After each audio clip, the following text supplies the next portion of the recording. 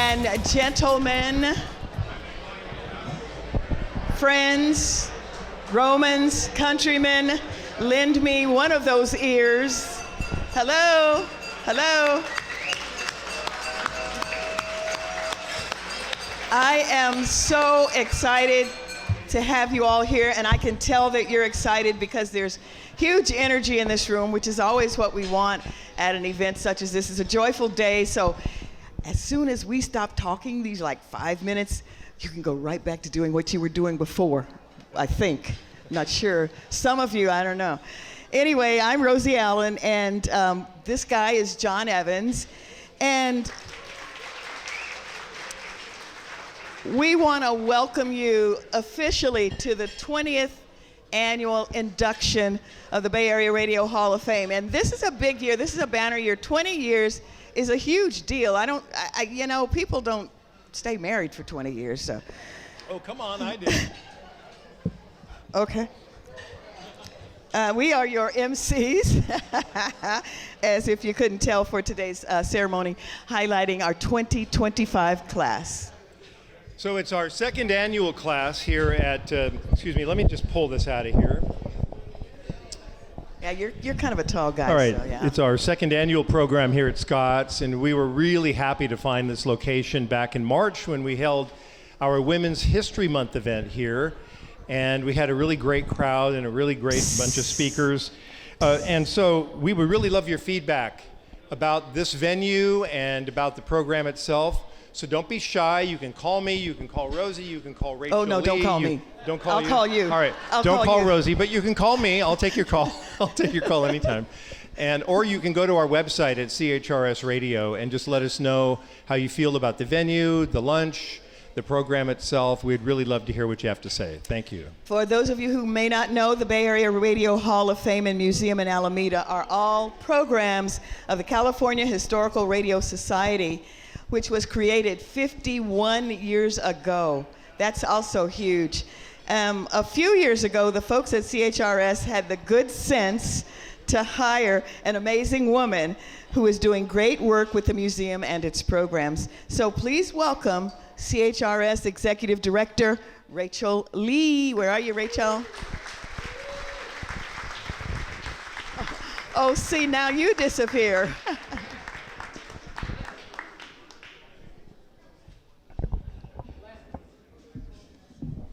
Good afternoon, everyone. It is truly a privilege to be with you today as we celebrate the class of 2025 and the 20th anniversary of the Bay Area Radio Hall of Fame. What an extraordinary milestone. 20 years of honoring the people who gave voice to our community, shaped our stories, filled our lives with music, laughter, and meaning. The Bay Area Radio Hall of Fame is more than a collection of great names and remarkable careers. It is a living reflection of the creative energy that has always defined this region. It is a place where innovation meets imagination and where the spirit of communication continues to evolve. As Rosie mentioned, Barhoff is a program of the California Historical Radio Society, or CHRS, which is an organization devoted to preserving and celebrating the history of modern communication. From spark transmitters to streaming, we tell the story of how voices traveled from the Bay Area to the world and how those voices changed lives along the way. At our museum in Alameda, every artifact tells a story, from a microphone that once broadcast breaking news, a transmitter that connected families across oceans, a console radio that brought the world into someone's living room. But what truly brings those stories to life is not the equipment, it's the people. Our volunteers, engineers, historians, educators, and collectors who dedicate their time, treasure, and talent to keep this history alive. And that is where each of you comes in. If radio touched your life as a listener, as a professional, or simply as someone who believes in the power of connection, we invite you to be a part of this ongoing story through CHRS. You can support our work by becoming a member, volunteering your expertise, or helping us build the next era of our museum at Radio Central.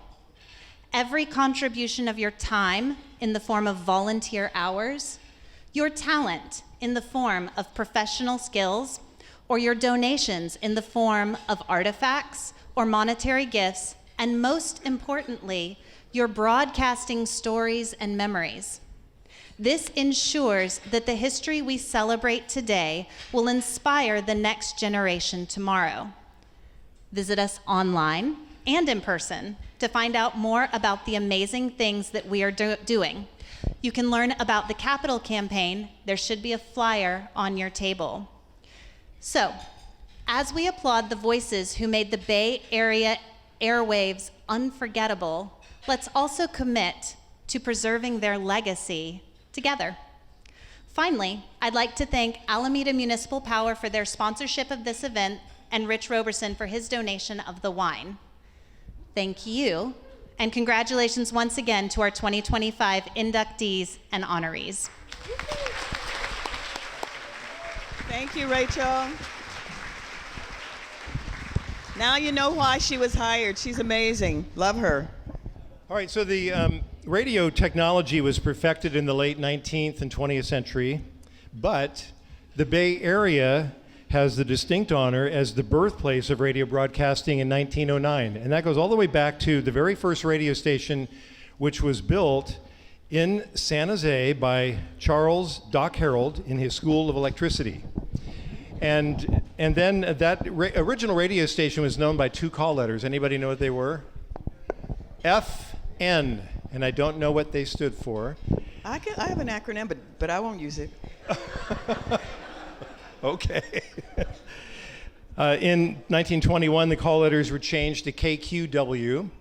And then finally, in 1949, KQW was purchased by CBS, and the radio station changed its call letters to KCBS. There are a lot of KCBS alums here today, and I'm really happy and proud to be a member of that really esteemed group of broadcasters. So in 2006, the Bay Area Radio Hall of Fame was founded to honor the men and women who brought magic to the radio, the theater of the mind. And the person whose brainchild it was is here with us today, and he will be speaking to us along with the first executive director of Barhoff. Rosie? Yes, and as we celebrate this 20th annual, I want to point out some folks right here. As John mentioned, we have David Farrell Jackson and Leonard Shapiro. We call him Lynn, AKA Lynn. They are very special people. David is the creator of the Bay Area Radio Hall of Fame. That's why we're all here today. I'm a 2008 inductee, and I just want to point out my jacket because they are for sale on our website, and you can get a jacket with your induction year if you are an inductee. If not, sorry, can't have one. But that's okay. David Farrell Jackson is the creator of the Hall of Fame, and Executive Director Leonard Shapiro has been with the organization for decades, and just there's no way to really say how excited and proud we all are to have you here on this 20th anniversary and recognize the contributions that you guys have made. Please welcome Barhoff creator David Farrell Jackson. Oh no. I can't read my ad libs and speak at the same time. Show of hands, how many of you were here for that first? Oh, I gotta hold it because How many of you were here for that first one in 2006? A couple. Back in 2006, I stood in front of 100 or so people at the first Barhoff ceremony, shaking like a leaf, covered in flop sweat. Some things never change. As I inducted nearly 40 modern-day and pioneer broadcasters who were chosen through a lengthy, detailed process that basically involved me, going through the history of Bay Area radio as I knew it at the time by myself and picking out the men and women that I thought at the time belonged on our own Mount Rushmore of radio. That day we inducted Don Sherwood and Dr. Don Rose, Al Hart and Al Jasbo Collins, Frank Dill, Tom Donahue, Jim Lang, Jim Dunbar, James Gabbert, among other heavyweights. Basically, if your name was Don, Al, or Jim, you got into the Hall of Fame that year. Barhoff was actually born from an idea I had back in the 1970s, and I always wondered why nobody else had come up with it. At that time, I put together and published a semi-regular thing called the Bay Area Radio Digest. When the Bard bit the dust, I was left with cartons of old radio schedules, press releases, photographs, and, well, Bay Area radio junk. From that junk, we created the Bay Area Radio Museum, and from that was born this thing that we now call Barhoff. A few years ago, we adopted the slogan from the birthplace of broadcasting because we are the birthplace of broadcasting. Back 120 years ago, Charles David Harold, Doc, Barhoff class of 2006, launched what we now call broadcasting by creating a radio station in San Jose that played popular records over the air on a Victrola provided by a local record store, thereby creating the earliest known form of payola. The first disc jockey in radio history was a woman, Sybil Harold, Doc's young wife, Barhoff class of 2011, who played those records, made shout-outs to her listeners back in 1908, probably did live remotes on the weekend and worked lousy shifts and had to work twice as hard to get the same recognition as a male DJ did, even though male disc jockeys weren't invented until 15 or 20 years later. Over the years, we've had some memorable acceptance speeches.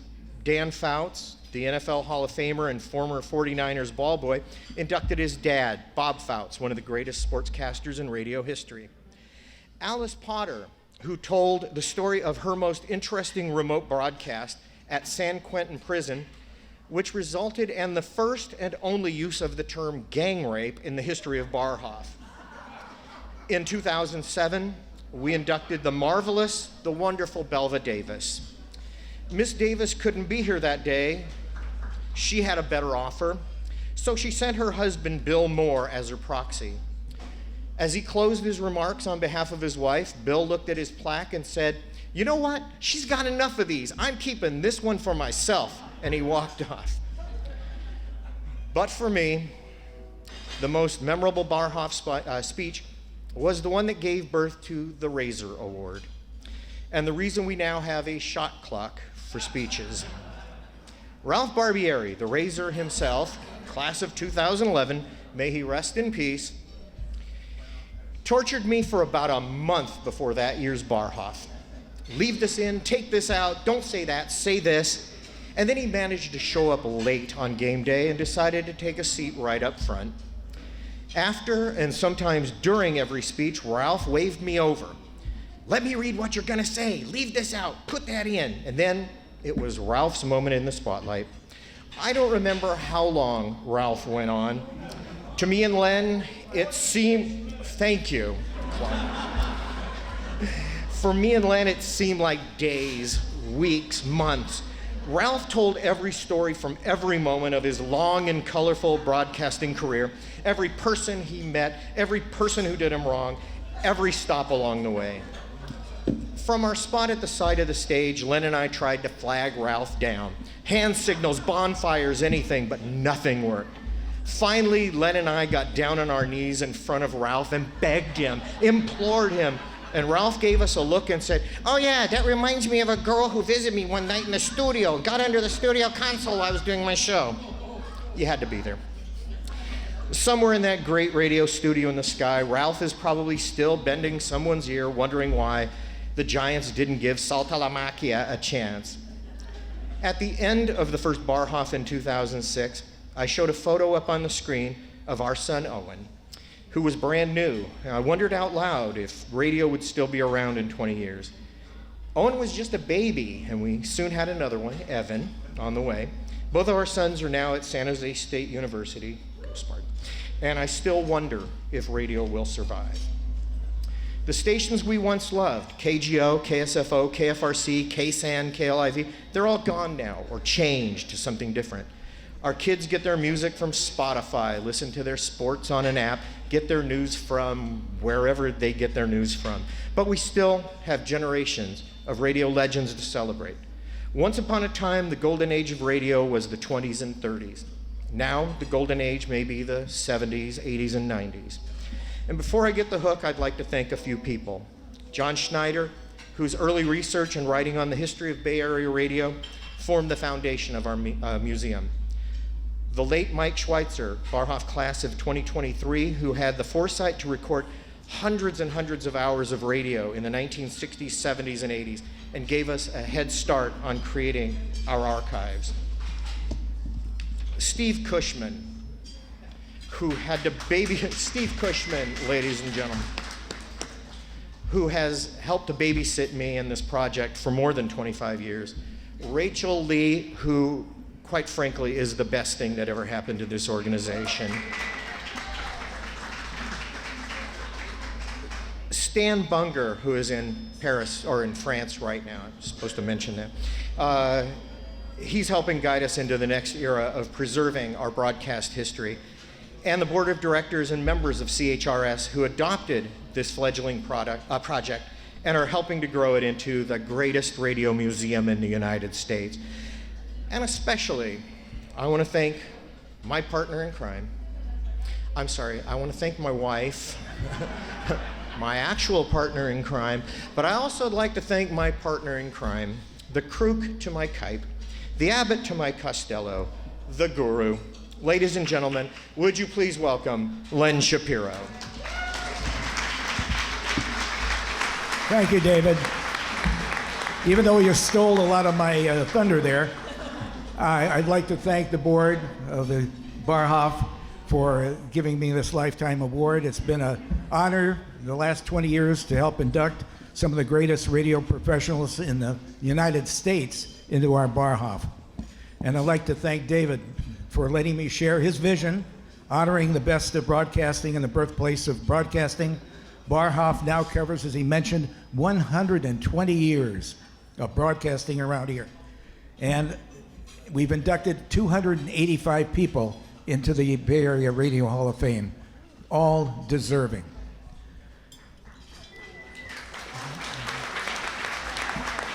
I'd like to point out a few of the current Barhoff members that today's inductees will be joining. Starting off, he mentioned Doc Harold and his wife, Sybil, the first female disc jockey. We had Frank Cope in the 20s at KJBS. He was the first disc jockey to talk between records, not just say the name of the record, but talk, give information, and guess what? He beat Kim Vestal by 80 years giving traffic reports for the Bay Bridge. Then we had Ernie Smith, godfather of sports broadcasting in the Bay Area. He did Cal in the 20s and 30s. He did the San Francisco Seals. He was one of the best broadcasters. He developed a lot of the things you see today, scorecards, spotting charts. He started it all in the 20s. Then we have Doug Pledger, the KNBC announcer who worked in the mornings there. He started the tape distribution syndicate, and that took over from radio transcription records. They lasted a lot longer. They wouldn't break in transit. And Doug Pledger, of course, had the big advantage of having Ampex right down the street from him. And then we get into the 50s and 60s. Of course, we've got two of the best disc jockeys in the world. David mentioned Don Sherwood, on the world's greatest radio station, KSFO. And who was this traffic reporter? Hap Harper tried to invade Stockton. They even dropped pamphlets in Stockton warning them that they were coming. And then, of course, there's Dr. Don Rose of KFRC with his fast-paced morning show. We have a great Barhoff group. I'd also like to thank Daryl Compton and Peter Cleveland for the broadcast legends who hosted our event for 15 years. We do appreciate them, and it's great that Steve Cushman brought them into our fold now, and I'm hoping a lot of the broadcast legends will join us at CHRS and be part of the action. And finally, I would like to thank Steve for bringing Barhoff in and the Bay Area Radio Museum under the umbrella of CHRS. It's a perfect fit. I hope you'll go over to the Radio Museum on Central and Alameda, go into our Hall of Fame room and see the display of all the headshots of all the classes so far that have been inducted. And finally, I'd like to thank the executive director, Rachel Lee. What a turnaround she's helped this organization do. I mean, everything is done first rate. And she's now been through 2 Barhoffs and 1 legendary station, and she's still here. Thank you, Rachel. Back up to you, John. All right, thank you, Len. Congratulations again to the recipients of our Lifetime Achievement Award, David Jackson and Leonard Shapiro. We would not be here today if it weren't for those 2 men. So we are going to move ahead now and we're going to be awarding our very first ever Pioneer Award. And this particular piece is narrated on video by Barhoff inductee class of 2010, my old colleague at KCBS, Stan Bunger, who presents Barhoff's Pioneer Award to Tommy and Mei Chin Tong.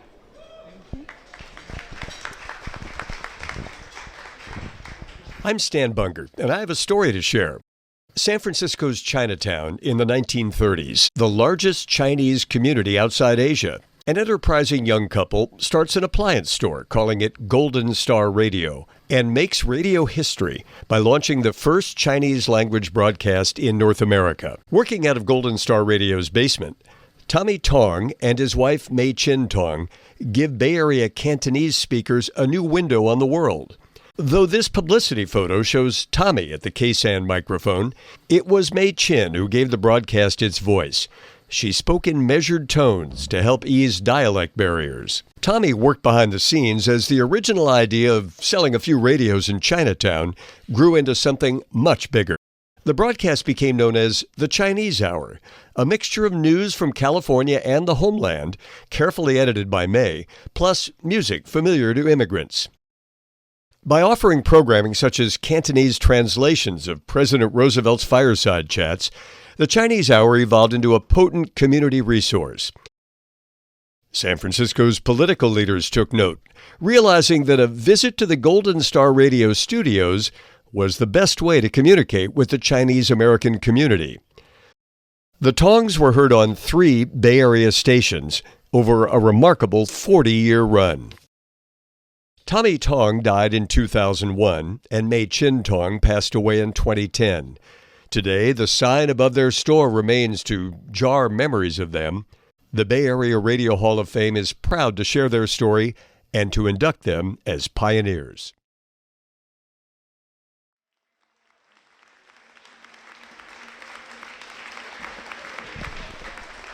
Ron Tong is the son of Tommy and Mei Chin Tong, and he is here with us today and would like to say a few words. So come on up.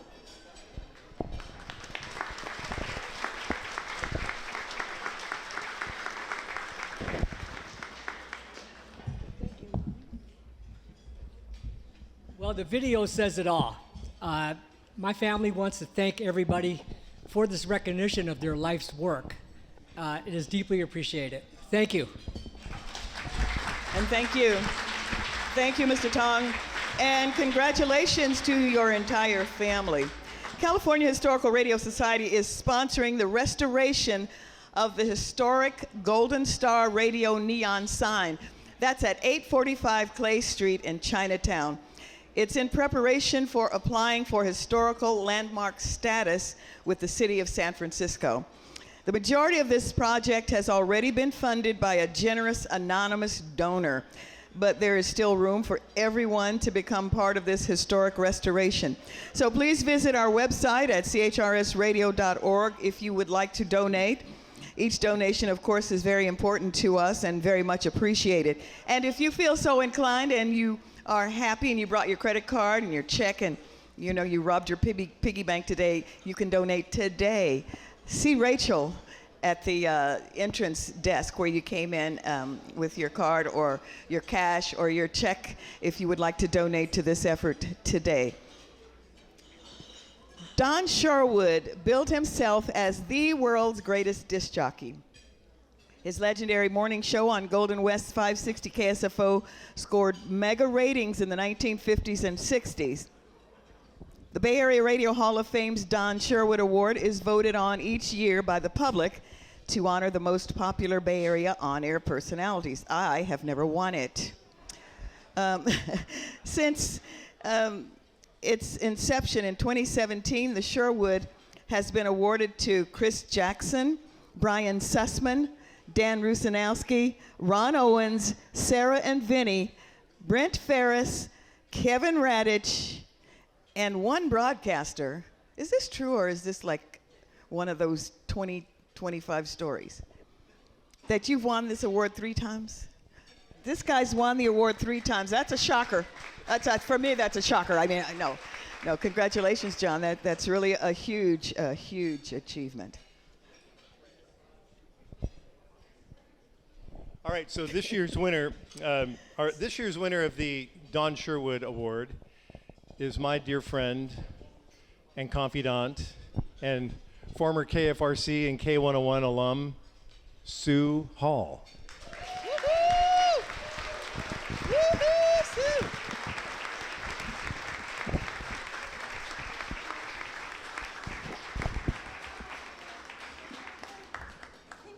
Thank you. Mwah. Mwah. Do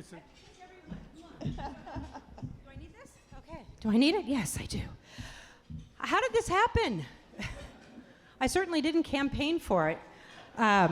Seriously, I'm stunned. I'm just stunned. First of all, I want to acknowledge all of the class of 2025. Congratulations, all you guys. It's an honor to be in the Broadcast Hall of Fame.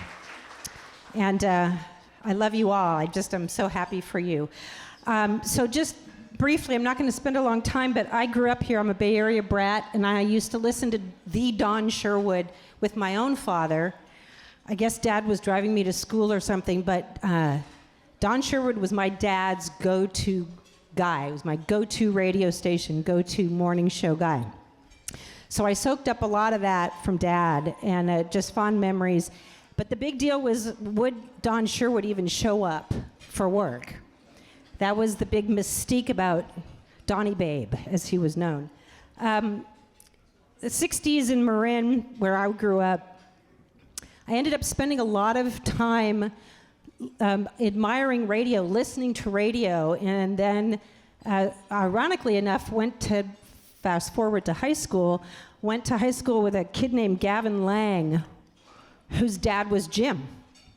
And I went to high school with a guy named Johnny Shaw, whose dad was the Bill Shaw, who was the architect of KSFO.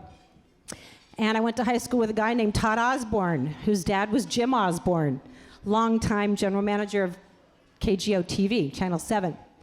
So I'm in these guys' houses growing up and just soaking up what their dads did. It was really my dad's era that Don Sherwood was famous. So then flash forward to the 70s, and I'm a kid in high school, and another Don came to town that I was just glammed onto, and the other Don ruled the airwaves, Dr. Don Rose.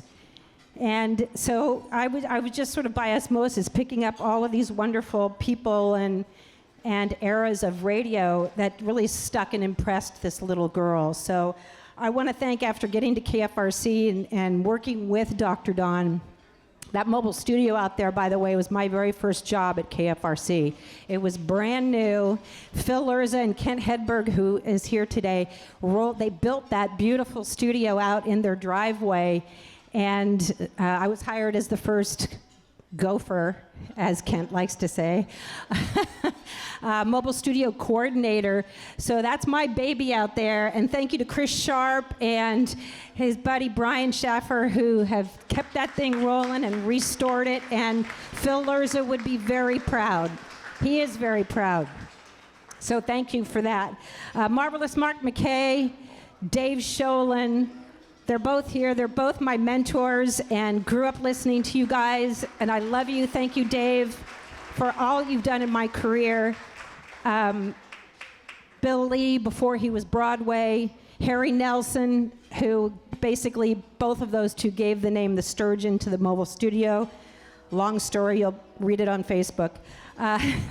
The 610 men became my 610 mentors and meant everything to me. So they're out there still working, and I appreciate you guys and love you guys so much. I also want to thank, you mentioned Hap Harper.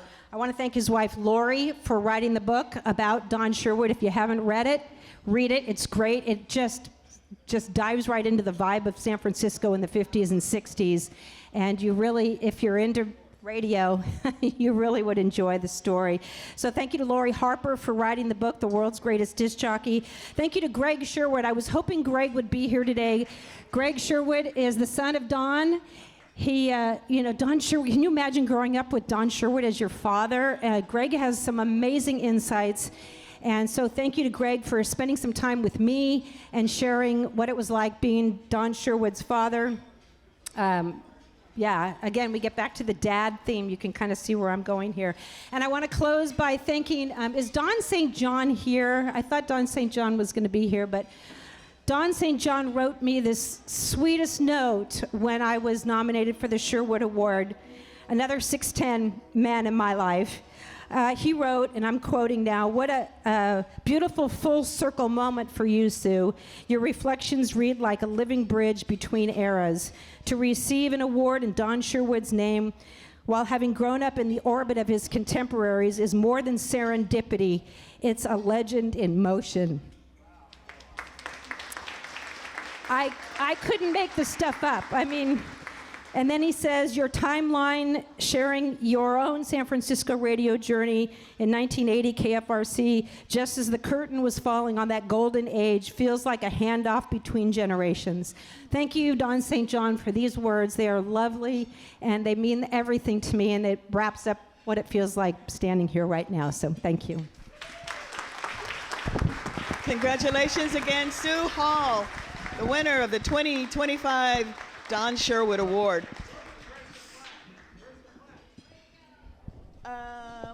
Sue, where is the plaque? Where's the plaque? I didn't have a plaque. They didn't trust me with a plaque. They thought I would just sort of usurp it. Yes, fantastic.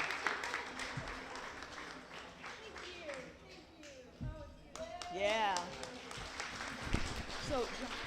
So we are going now to honor a group of people, 12 broadcasters here in the Bay Area. Many of them were on the air in the 40s, 50s, 60s, 70s, a few in the 80s. These are people who were largely forgotten by today's voters for Barhoff, but they weren't forgotten by a lot of us old-timers. You know, I'll consider myself one of those since I'm almost 70 now. But the point is that these were people who really mentored the rest of us. Like Sue was mentioning earlier, you know, the Don Sherwood era, but some before that.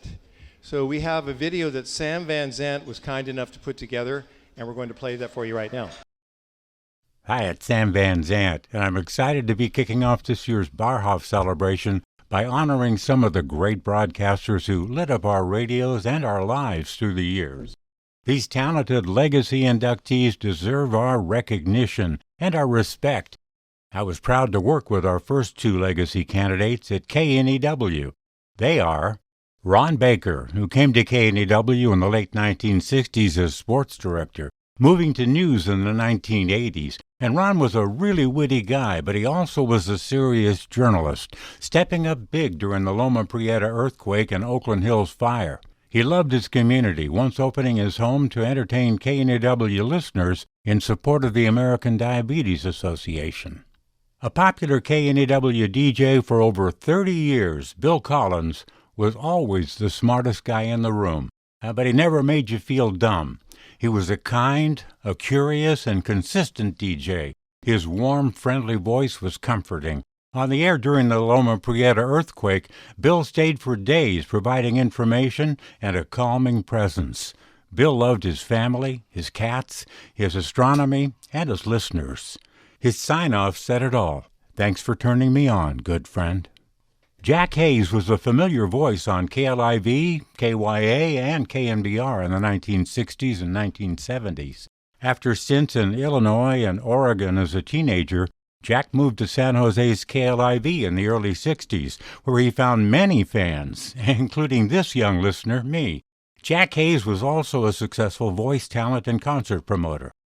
Joe Interante was born in Dallas, working there before joining KFRC in 1973 as an anchor and quickly moving up to news director. She helped an already talent-rich KFRC newsroom develop a rapid-fire style that got attention and ratings. The first satellite network in 1979, Joe Interante moved to New York to join the management team. Joe later returned to Dallas and was inducted into the Texas Radio Hall of Fame in 2008. Herb Kennedy was part of the vaunted KSFO news department for years after launching his Bay Area radio career as a singer and then an announcer on Oakland's KLX in the 1930s. Herb spent time as the overnight guy at KSFO in the 1950s and 60s, making him the lead-in to the legendary Don Sherwood. Wally King was well known to KSFO listeners from the 1940s through the 1960s. While he had many roles at the station, Wally may be best remembered as the host of the long-running program Wally King's Old 78s, showcasing his knowledge of old records. During the 1950s, King delivered newscasts during Don Sherwood's morning show. Jimmy Lyons is revered by jazz fans as a founder of the Monterey Jazz Festival, but Jimmy's roots were in radio. He worked in Southern California, spun jazz records on Armed Forces Radio during World War II, and hosted popular shows on San Francisco's KNBC in the 1940s and 1950s. His Discapades program featuring jazz artists of the day was heard worldwide. Doug Montel's voice was ubiquitous on West Coast radio between the late 1920s and early 1940s when he enlisted in the U.S. Marines during World War II. He called college sports broadcasts sponsored by San Francisco-based Flying A Associated Oil. Doug was born in Alameda and graduated from UC Berkeley. Doug was also the announcer for the San Francisco Soapbox Derby, which drew huge crowds in the 1940s. Sean O'Callahan is best known in the Bay Area for his excellent work at KYA and KLOK. During his lengthy career, Sean served as a DJ, a music and news director, a reporter, and a talk show host. He was a familiar figure on television, hosting shows and telethons, including the Bay Area segment of the Muscular Dystrophy Association telethon. Sean O'Callahan also served as the stadium announcer for the San Jose Earthquakes in the 1980s. Mal Sharp's man-on-the-street interviews are legendary in Bay Area radio lore, starting on KGO in 1963. Where Sharp and partner Jim Coyle produced a dozen prank encounters on the street a day. Sharp would go on to make comedy records and influence a generation of DJs who did prank bits on the air. Sharp later brought his man-on-the-street routine to KMEL and KQED. Mal Sharp was also a jazz aficionado, hosting a show on KCSM. Jeff Scove was born in San Francisco and attended Stanford, serving as sports director at the campus station KZSU. In 1962, Scove became sports director at San Rafael's KTIM, moving to KSFO in 1963. Over 20 years at KSFO, Jeff worked from part-time reporter to news director of the so-called world's greatest radio station. Later, Scove traveled the world as White House correspondent for all the Golden West stations. George Snell was one of the founders of United Broadcasting, which put 2025 legendary station Keene on the air in San Jose back in 1947. Snell remained involved with Keene until it was finally sold, and Keene FM would later become K-Bay. Hey, thanks, George. He was the station's first program director and remained a part of the station's ownership and management team until his death in 1991. George Snell was also a respected novelist and scriptwriter. I wanted to mention something about Mal, because Mal's wife, Sandra, and daughter, Jennifer, are here today from Berkeley. Hi, both of you. I'm going to make this personal because Mal was a friend. I was his editor at the Camel. When he would bring in his tapes in every day, he would say, okay, well, first of all, he would ask me what I wanted him to do. I would say, I've got this idea, that idea. All right. And he would go out and he would record. He would talk to people for 15 minutes, and I had to splice it down to 55 seconds.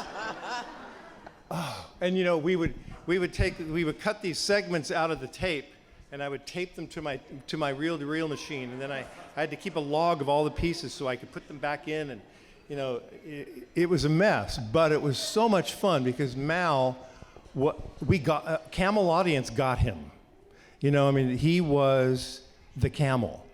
And we would take him to Days on the Green at the Oakland Coliseum.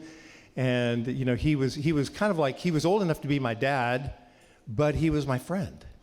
And he was just a superb human being. So I'm really happy that Sandra and Jennifer both are here today. Really glad to see you both. And then finally, Joe and Tarante. What do I say about Joe? Where's her daughter, Keith? Keith, would you stand up? Oh, there she is. Hi, Keith. All right, so Joe and I never worked for Joe, but I was working at KYA back in 1980 when she and Dave Cook had started the RKO radio network. And she called me, and I was 23 at the time, I think. I was working at KYA. I was just a young reporter, anchor. And she said, you know, you would sound really great on my new network. I want you to come to New York. I thought, what? I didn't even know that I was on her radar. But that was the kind of person Joe was. She knew how to cultivate talent, how to coach talent. She was smart. She was smarter than any person I ever worked for. She was probably the best boss I ever, would have ever had, I think. She was the first news director, a female news director at a major market major market AM top 40 station in the country. Ron Hummel. I mean, Ron can tell stories about Joe all the time. Dave Sholin. When Joe died a few years ago, I remember spending most of the afternoon on the phone with friends who knew her. But my favorite story about Joe was when, I think it was 1993. Correct me if I'm wrong, Keith, but she fell in love with Wink, and she was moving back to Texas. Joe was all Texan, and she wore cowboy boots. And, she wore her glasses in her hair. She had white hair and black clothing, and she was stylish and funny and sexy and really funny. And she had a great laugh. And so she invited me to her going away party in Mill Valley. And my ex-wife and I went with my ex-wife's name is Jo. And my friend Joanne Green, her name is Jo. And when we walked in the door, Joe and Tarante said, "Oh my God, I've got an idea for a picture. Come into the bathroom." So I went into the bathroom, the three Joes went into the bathroom, we all got into her bathtub, and her husband Wink took a picture of us. And Joe said, "I know what we'll do. We'll call it 3 Joes and a John in the John." Isn't that funny? I mean, that was her sense of humor. So Joe was one of the best broadcasters I ever worked with. I tried to hire her at K101 and found out the day that we were going to sign the contract that I had to fire the entire news staff in a cost-cutting move. And when I was trying to teach her how to run a board, she had never run a board before on her own, and so I had to run her board for her, and she just refused to learn to do it. And when she tried, we'd make all these mistakes, and after the newscast, we would roll on the floor laughing. It was just the funniest thing in the world. But that was her sense of humor. So Joe and Tarante, give it up for Joe and all the other legacy inductees today. Absolutely. Thank you for indulging me. I just had to do that because. Because you could. These are the main inductees of the program. Rick Shaw was in the right place at the right time. Back in the 70s and 80s, Rick blasted the hits on the big 610 KFRC. He then followed the pop music audience when it moved to FM in the 80s at 99.7 KYUU. And when NBC sold the radio station in 1991, Rick came to K101, and that's where I got to work with him. An amazing talent. Rick is gone now, but his son, Mike Silvas, is here from Virginia. And his dad is being inducted into the Bay Area Radio Hall of Fame. And so, Mike, please come to the stage.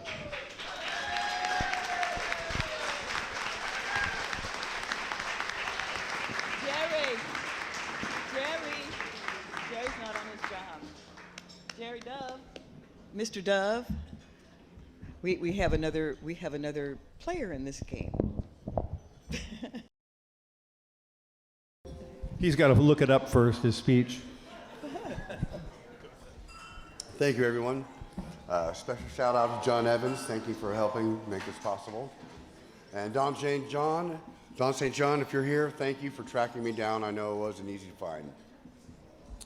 All right. My father, AKA Rick Shaw, I'm sure is smiling down from the big radio station in the sky. As one of the founders of the Bay Area Hall of Fame, 27 years after his passing, he's finally being recognized and inducted. My dad started helping at a radio station when he was 16 in Spruce Pine, North Carolina at WTOE.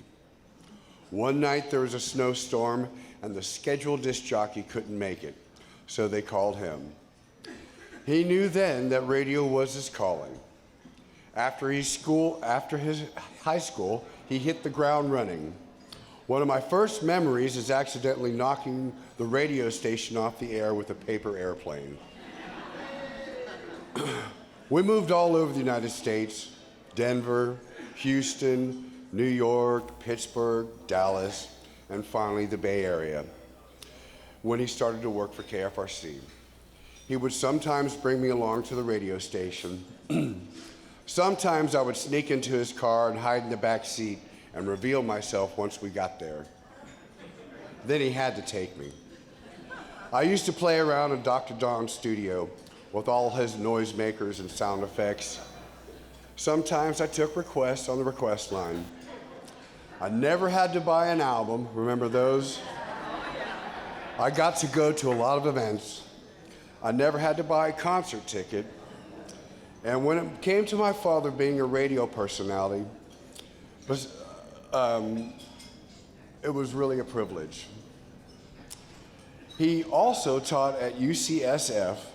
He was a flight instructor and president of the Lions Club, president of a model airplane club, and these are just some of his many accomplishments, not to mention being a husband, a father, a grandfather. So on behalf of my father and family, thank you.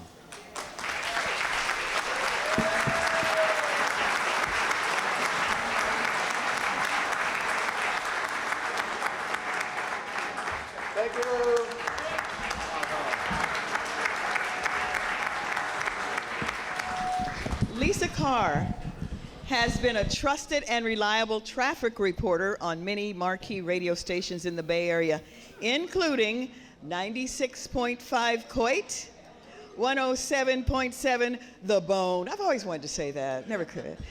She was also part of the gang of alt-rockers on the original Live 105 during the Alex Bennett years. So please welcome Barhoff, class of 25 inductee, Lisa Carr. Where are you, Lisa? Yeah!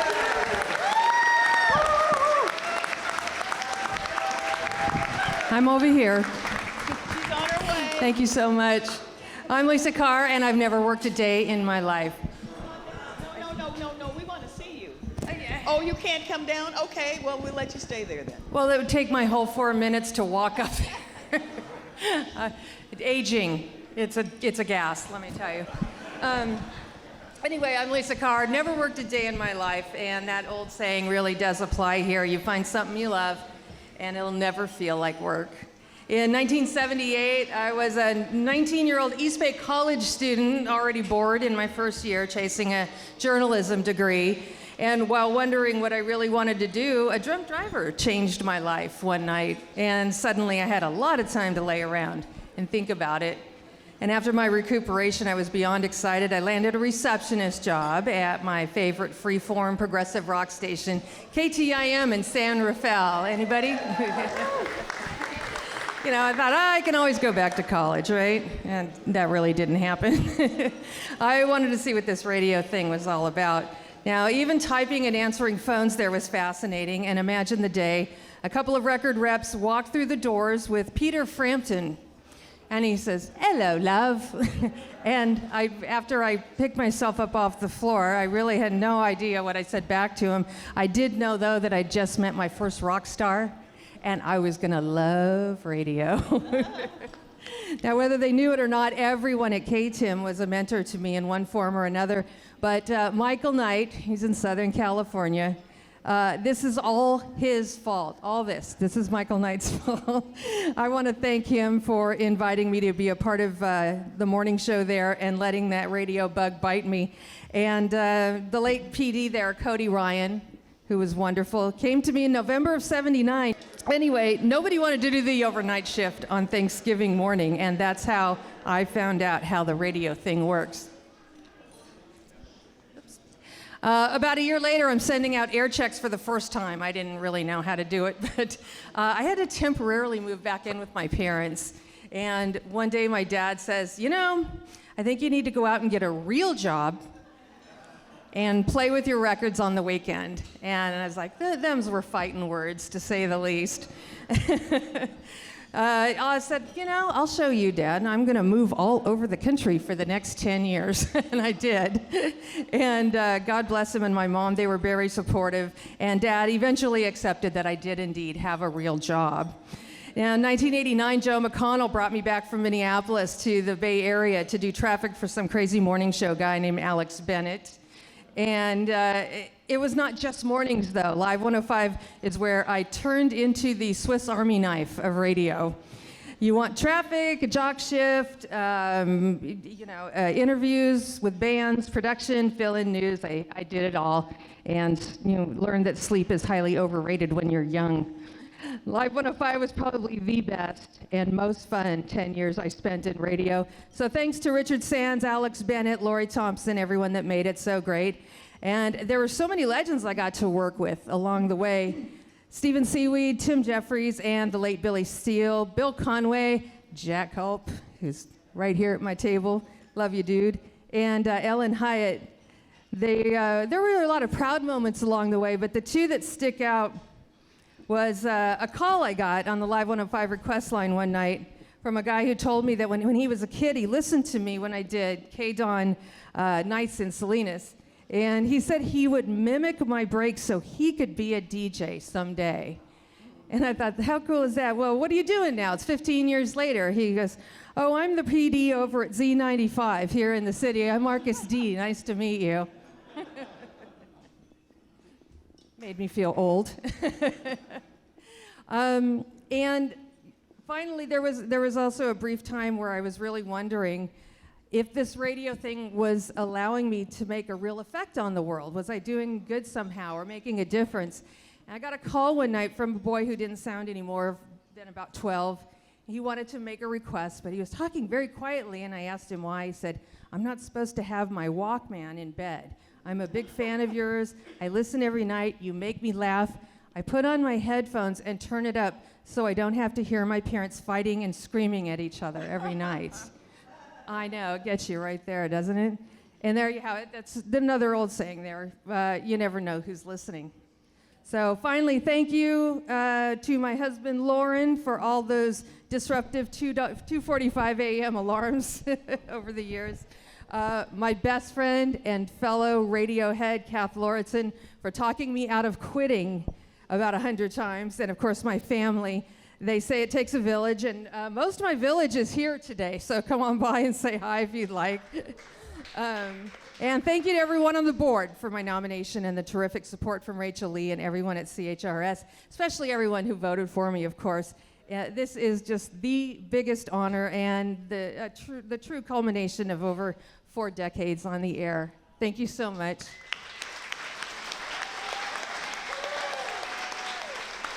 Congratulations, Lisa.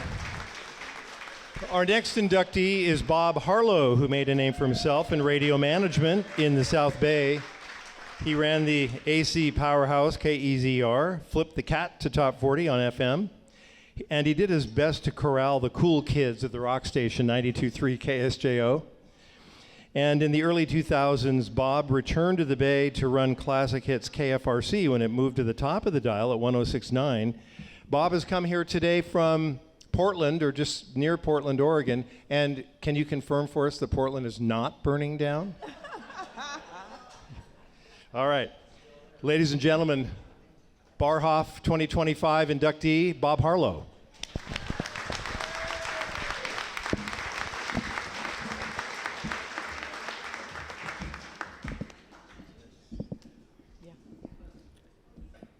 Good afternoon. To be inducted into the Bay Area Radio Hall of Fame is more than an honor.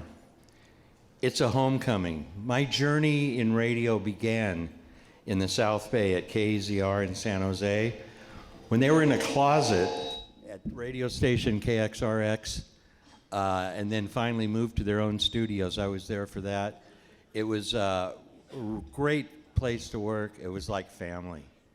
The next station I worked at was the Cat in Los Gatos, which was just a lot of fun. There's some people here that worked at the Cat. And it was an interesting station because it was owned by a guy that owned other industry, other things other than things in the radio industry. So he didn't understand how radio worked.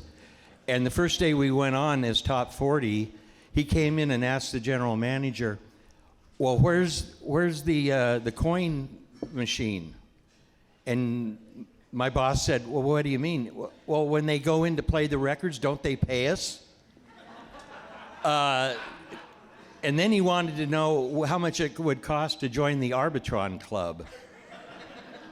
The manager of the station and I drove up to San Francisco and had a meeting with Arbitron. And as we walked out, he held his chest and went, "I didn't know I was getting into this." KSJO is a great station. It's just great history, wonderful rock and roll battles between KSJO and KOME. I went over there, and I was there during the Loma Prieta earthquake of 1989. And the thing that I will always remember, first off, half of the staff was up ready to watch the World Series. I ran home, popped a Budweiser, sat down on my couch, and my TV fell over. And I went, "Oh no." And as you all remember back then, it was really eerie because the stations were gone. You go up and down the dial and it's just like that. We went back over to the radio station, and the FM had gone off, but everybody that was still there stayed, went on to our AM side, 1500, and gave updates and tried to keep people informed of what was going on. And that reminded me of why I really, really wanted to get into the radio business, because of the service that radio provides as well as the entertainment. 14 years after KSJO, I came back from the Bay Area. I would never have done it except it was for KFRC, the station of my dreams, the greatest top 40 station ever. And we were doing oldies then.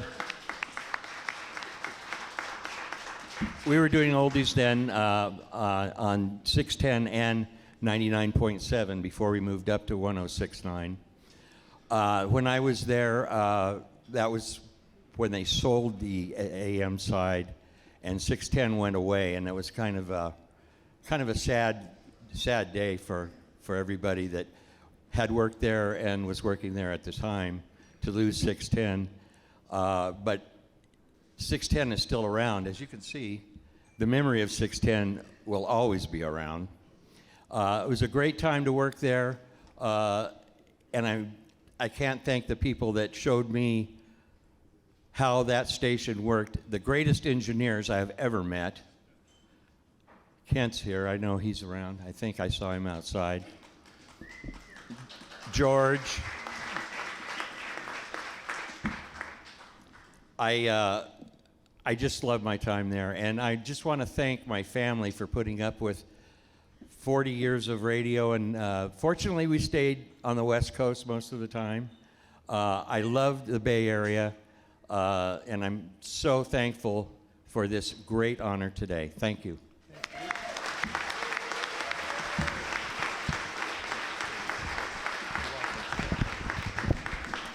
Thank you, Bob. And as a kid, our next inductee, Cammie Blackstone, dreamed of one day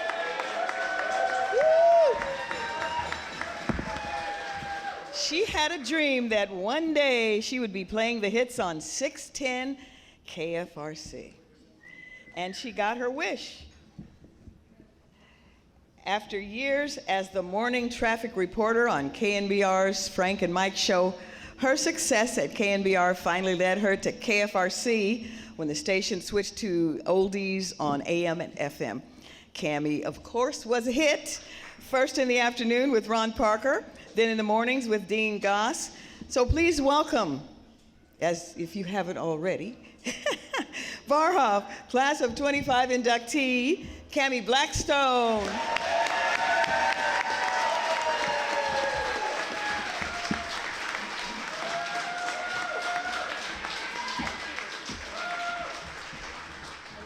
Is it working? Yeah, it's working. Oh my gosh, you guys, I am so over the moon to be here. And I'm so grateful that Bob Harlow, my old boss, used notes because I can't remember anything. But yeah, we are all here because at one point or another, we all fell in love with radio. And as Rosie was saying, I fell in love as a little kid. My dad actually won Teacher of the Day from KFRC when I was like 6 or 7. He had previously won KEWB's Teacher of the Day, but the KFRC one stuck with me because we got that signal much better in Santa Rosa. So I grew up being in love with KFRC. I had a donut radio, Panasonic Two Loop, I believe they're called, and it fit perfectly on my Stingray bicycle handlebars. And so I became obsessed with KFRC. I loved everything. I loved the music. I loved the jingles. I loved the theater of the mind. And I loved the Boss Jocks. I remember being absolutely mesmerized when I believe it was Marvelous Mark, I think, walked up the intro to Why Can't We Live Together by Timmy Thomas. You guys, 92 seconds. 92 seconds. I think he gave the temperatures for every city in the state, and he still hit the post. So, and the theater of the mind thing, I mean, that was really real. I think I was about 16 before I really understood that Roscoe wasn't really a dog in the studio with Dr. Don. So all of this radio stuff was just totally a dream come true, and to be able to do it in the best city on earth was nothing short of miraculous. But when you're in the middle of it, you kind of don't realize because you're thinking, oh, I got to get to this song, or I got to get these spots in, or whatever. So I love this honor so much, but mostly because it's enabled me to really reflect on what a fantastic ride I had. I mean, I'm so grateful for that gift because I had the privilege of working with so many superstar broadcasters. I mean, at Clock, I was totally starstruck when I got to meet Jack Friday because he was on KFRC. And then there were so many other legends there, like Rick Sadel, like Leo Laporte, like Hoyt Smith, like Janice Wright. I mean, there were just so many, and they were all mentors to me, and they were so generous with their time. And then I got to go to KNBR, where I got to work with the amazing Frank and Mike, and they were just so much fun and so kind and so encouraging, and it was just the best. And then at KFRC, well, I worked with a lot of people in this room, but for a while there, I was sort of the Liz Taylor of radio. I went through co-hosts like she went through husbands. I had started with Ron Parker, then JD, and then finishing strong with Dean Goss. But I also got to work with so many other cool people there, like Kira Johnson, a star producer, and Robin Spalding, Sue Hall, Mike Krapicka, and Sylvia Chacon, and the Oakland Athletics. So I do want to also thank all of those people, but everyone else who is here today, Dodie, who has worked in radio for a long time, Dodie Shoemaker, Roger Groth, my best friend since 7th grade, who designed my KFRC caftan. Jim Molesky, because you need to have a good lawyer. And Will Schutte, who I think is the last GM in radio that actually liked radio. So I'm so grateful for all of you. And my husband, Les, who's here. And then, of course, I have 2 kids who I want to thank. They were my KFRC babies. One of them's here today, and that's Lewis. And I'm going to tell one quick story. When Lewis was like 5 years old, KFRC had a contest where we were going to give away a Mercedes-Benz. We weren't actually giving it away. It was just a lease, but you know, radio, you win a car. So for a week, we gave away 99.7 keys then one of which would start the car. Remember that, Sylvia? Remember? So all week people are winning, and then we get to the Saturday, we're at the dealership, and everyone's excited, and there's balloons and wacky, wavy, inflatable hand people, and everyone's excited.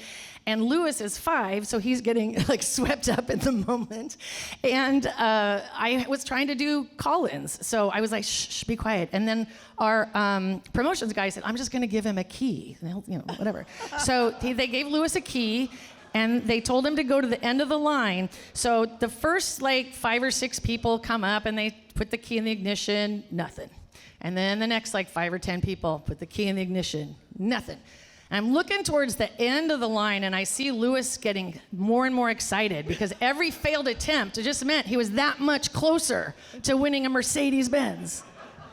And then finally, this guy came up and he sat down in the car and he took out his key and he turned it and the car started. And it was pandemonium. People are jumping up and down. Everyone's excited. The guy's wife comes. She's jumping up and down. And I'm trying to ask him questions like, where are you going to go for a spin first? When out of the corner of my eye, I see my son Lewis running, like bolting towards me with his fists clenched. And I'm like, oh no. He comes bolting towards me. Stop and sock the winner right in the wiener. He really wanted that car. But I will say, radio teaches you to roll with the punches. It teaches you how to be comfortable working without a net. And although I'm not in this business anymore, those are lessons that have really served me well. And I just want to congratulate everyone for the class of 2025. Thank all of you. Thank everyone here. And radio still rules.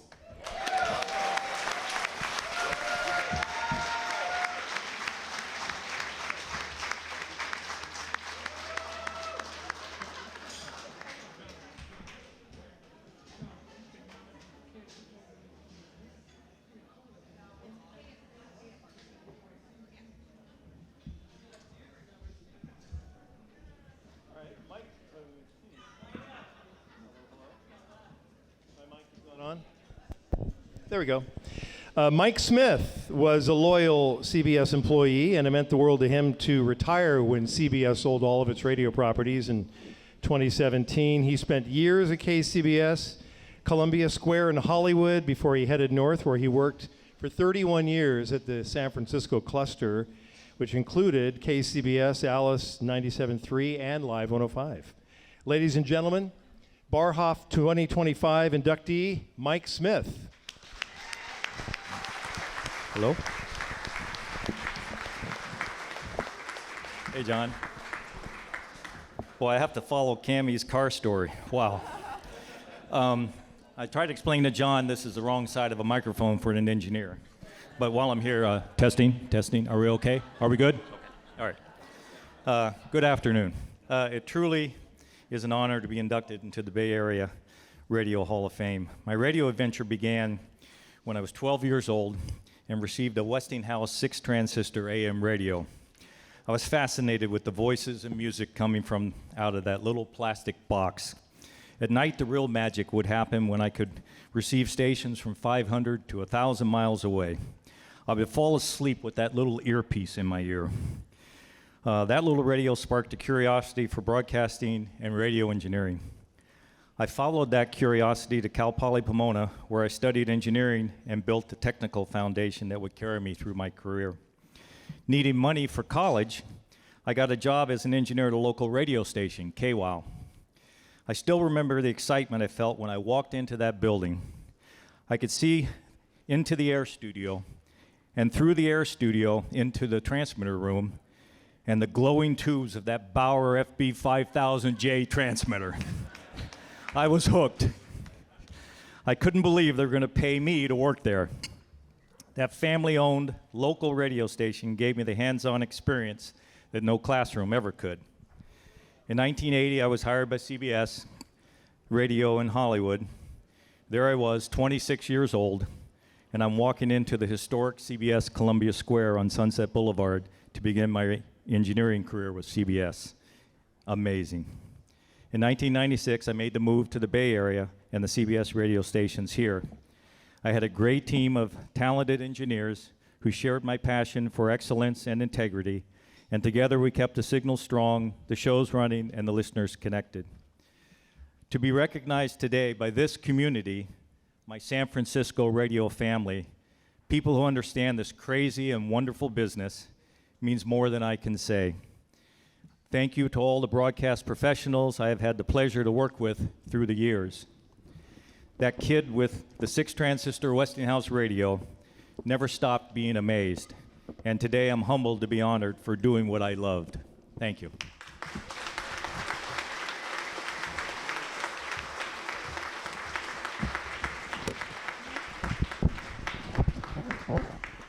Patty Rising is a Bay Area native. She joined the local radio scene in the late 1980s at K101 before making her way to All News Radio at KNX in Los Angeles. In the mid-1990s, she made it back to the Bay Area to KCBS, where she co-anchored the afternoon news for nearly 30 years, opposite this person. With me and Ed Baxter and Greg Jarrett, who's here somewhere. Greg Jarrett, we worked together for I don't know how many years, and then there was Brett Burkhardt, who is also here. So we all have an illustrious past together. So please welcome Bar Hoff, class of 25 inductee, Patty Rising.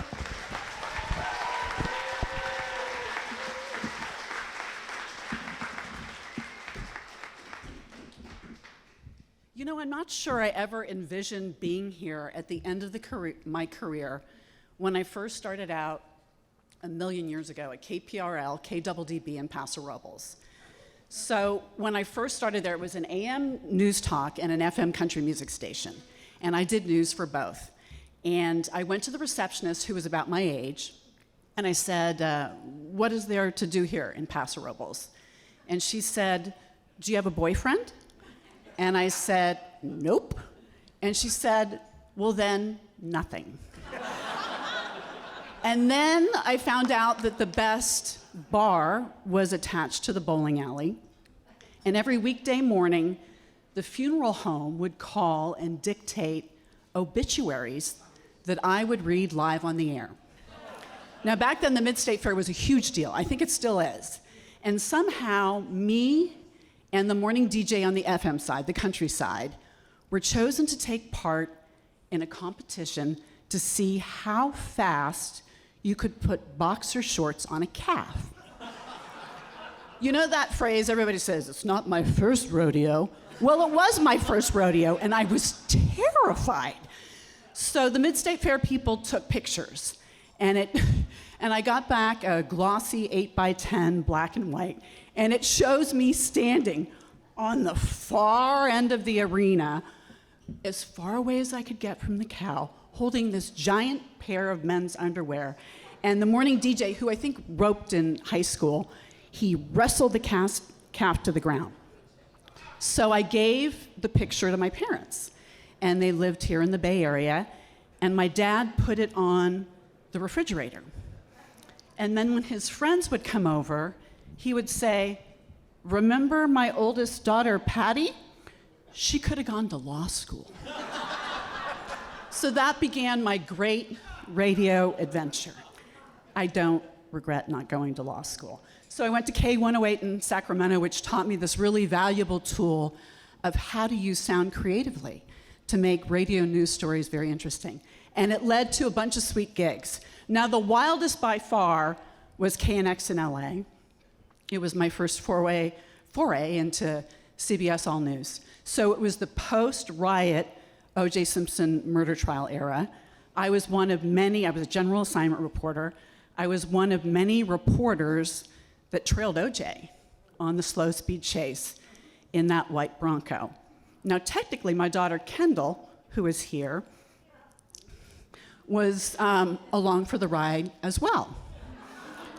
I was, as the phrase goes, just a little bit pregnant. I hadn't told anybody. She was about this big, right here. Now it's just all carbs, worth every bite. Now, Kendall was just a couple months old when I got a call from Ed Cavagnero and Dory Culver. We had just moved back to the Bay Area. Would I like to come work for KCBS? Heck yeah, I did.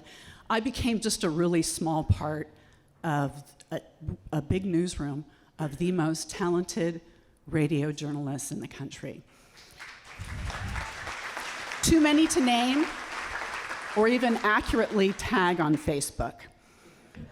Kendall's 30 years old right now, and that's about how long I was part of the afternoon news team at KCBS. And we were and are a team, interdependent, reliant on each other, which is why I have to give a special shout out to them. Tom Lippy is not here, longtime editor. Cool Hand Luke, light the man's hair on fire, never raises his voice. My last co-anchor and traffic anchor, Brett Burkhardt, is here with his wife Betsy. Kim Vestal is here. They are by far the best at what they do. And on top of it, you were a pleasure to work with each and every day.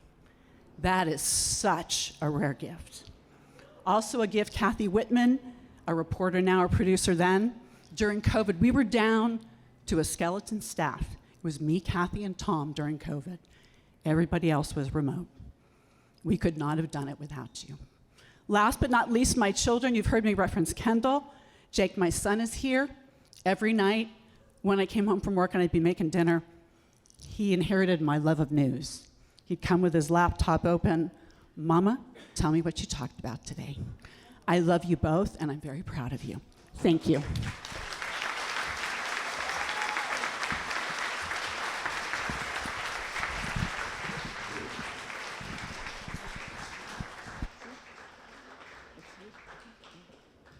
Bay Area baseball fans have been graced with the best of the Bay Area the best of Bay Area and sports broadcasters ever since the Giants moved to San Francisco in 1958. Mike Krukow brought a whole new vibe to the broadcasting booth, and some of his sayings became legend. One of my favorites: "Grab some pine, meat." Yeah.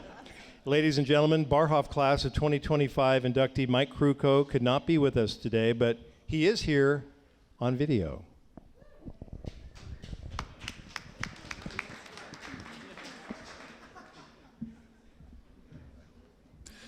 It is an honor to be one of the new guys that is going to be walking through the doors of the Bay Area Radio Hall of Fame and be accepted as a member.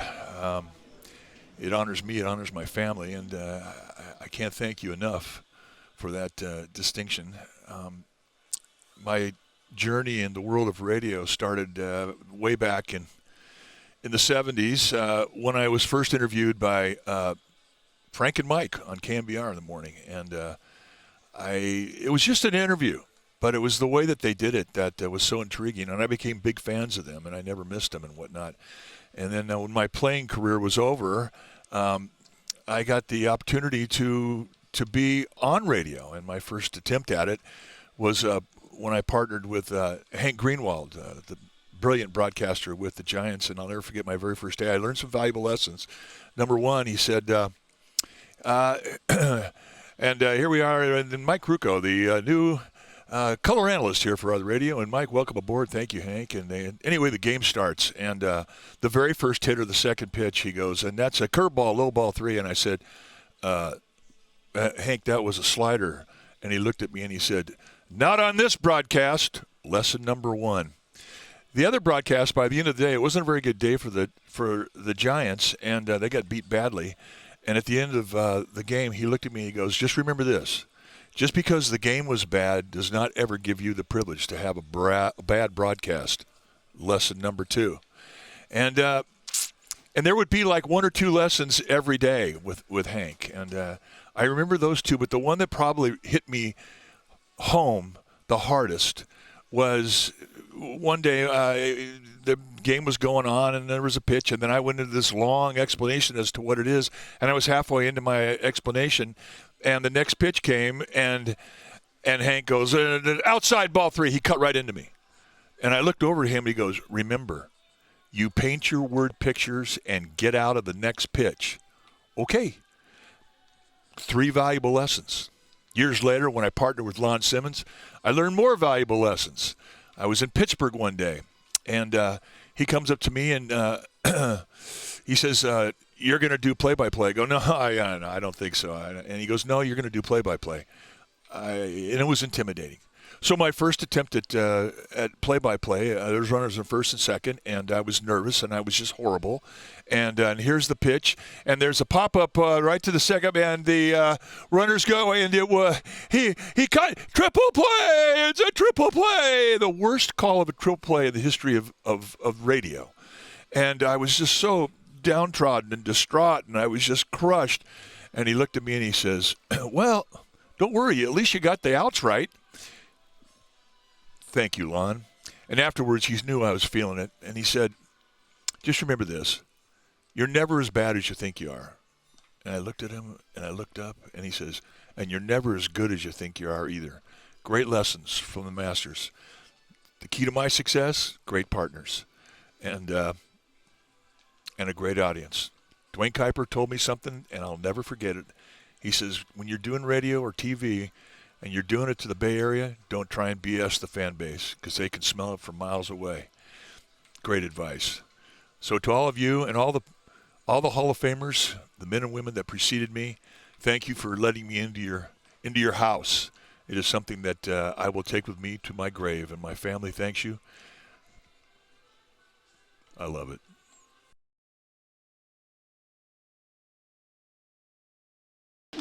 Mike Krukow, everybody. Our next inductee is Brian Copeland. He is a man of many talents, as you all know. He first hit the big time more than 20 years ago with his one-man show, Not a Genuine Black Man. He is a stand-up comedian, he's an actor, he's a best-selling author, and TV news contributor, just to name a few of the hats he's worn over the years. But his most rewarding years, according to Brian, were the years he spent as a talk show host on KGO Radio. So please welcome Bay Area native and Bar Hoff class of 2025 inductee, Brian Copeland.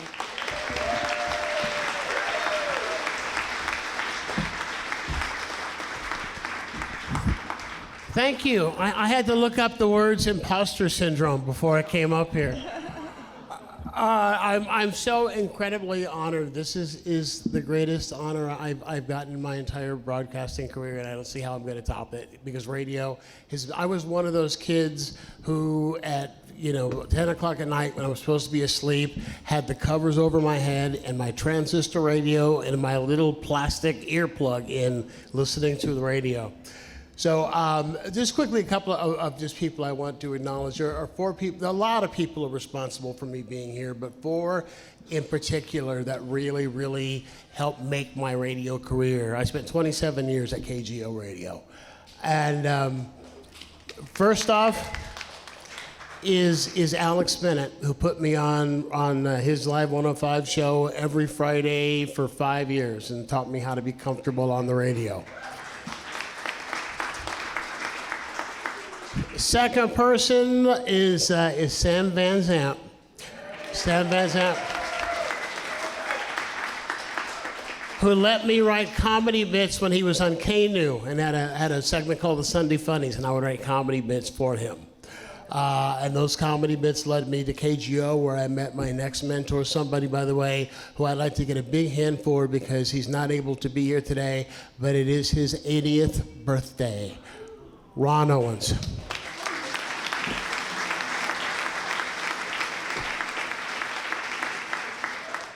And the fourth person I have to mention is the late great Al Jasbo Collins. And I think I'm safe in saying that I am the youngest talk show host in the history of KGO Radio. I think I can say that. And here's how I can say that. Back when I was 12 years old, when I had my, the covers over my head listening to the radio, I used to listen to Jasbo. Jasbo had an overnight show on KGO, Friday nights from 1 to 5, Saturday nights from 1 to 5. And I found an old air check, and it was a show literally about nothing. I mean, about apps. He had people like, raising their hands saying, I got to show you those sneaking badges and all of this kind of stuff. And so I would call, and he would just put me on the air. And I collected comic books like I do. I still collect comics. So he invites me to come in, because I mentioned I had a comic book price guide where I could tell people how much their books were worth that they found. So I'm 12 years old. He has me come into the studio on Golden Gate, 1 o'clock in the morning. And I would take calls, and people would tell me what they had. I'd look it up and say, oh, this is worth this is worth that.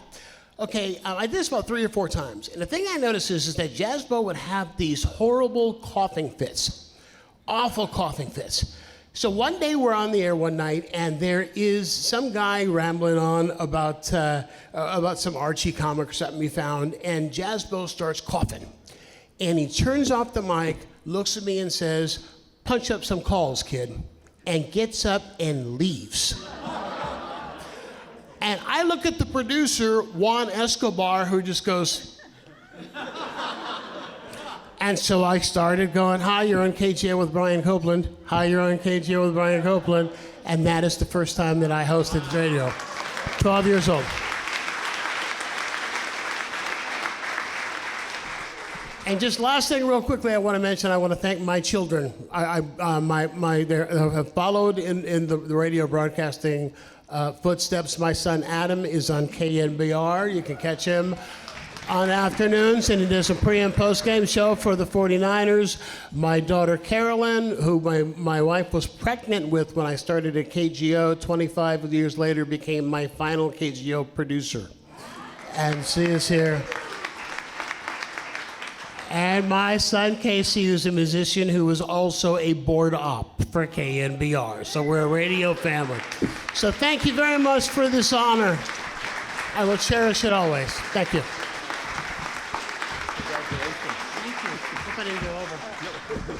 Brian, I have a question. Can I share what you told me earlier today about Not a Genuine Black Man and CHRS? Sure. Okay. You forgot. Don't put me on the spot. He forgot. Brian has said, and Rachel, I don't know where you are, but this is good news for CHRS. Brian is going to do I'm willing to do. Brian is willing to do a benefit performance of Not a Genuine Black Man. If you haven't seen it, I've seen it 5 times. It's that good. And he's going to do a benefit performance for CHRS to raise money for the organization. So, yes. Time and date to be determined. Follow the website. I'm just going to look at, if you're not familiar, it is the longest running solo show in Bay Area theatrical history. And Rob Reiner is working with me right now to make it a special for Netflix. So, but I'm happy to do it here, if we can find a place for it. Thank you. How about right here? Thank you, Brian. Okay, Rebecca Corral is a natural-born storyteller. She got her start on local TV. After the switch to radio, Rebecca quickly became a listener favorite at KCBS. She was certainly one of mine. She held down the midday show for decades, and she interviewed newsmakers and spokespeople every hour. She asked probing questions, the kinds of questions that listeners would ask if they had the opportunity. She was must-listen radio.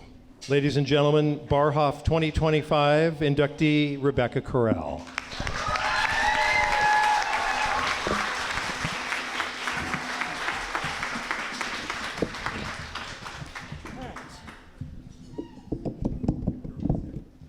So, I'm going to tell a story. My second child, Laura, was just 3.5 months old and I had just returned from maternity leave when the Loma Prieta earthquake hit. So like everybody else, I covered the immediate aftermath, and then weeks later, the farm workers and the low-wage workers from San Mateo to Monterey County and beyond were still living in shelters. Their homes, not so great in the first place, had been destroyed, and that left thousands of people living in tents and in shelters and in parks. So my assignment was to spend a few days in Watsonville finding out how these folks were surviving. Problem was, my daughter was still nursing and refused to take a bottle. So she'd take, a couple of ounces, just enough to get by. So my solution was to pack up my mother, my father, and my baby. My son was home with his dad. And we checked into a hotel near Watsonville. That way I could work during the day, race to the motel every few hours, nurse Laura, and then get back out working again. And I also managed to rationalize that this was the perfect setup because my father, when he came here from Mexico, spent years working in the fields as he made his way up the coast. Lewis Corral eventually got a job as a longshoreman and much later managed to make a good career for himself, but he still remembered his farm working days vividly. So while my mother took care of baby Laura at the motel, my father would go out reporting with me. My Spanish is horrible, so my father could translate for me, and again, he understood these families more than I ever could. He'd lived the lives they were living. So I remember we set out. The first thing I did was lift the yellow stay out tape. And my dad's like, no, we can't do that. It says no one allowed. I said, we're press. We go there.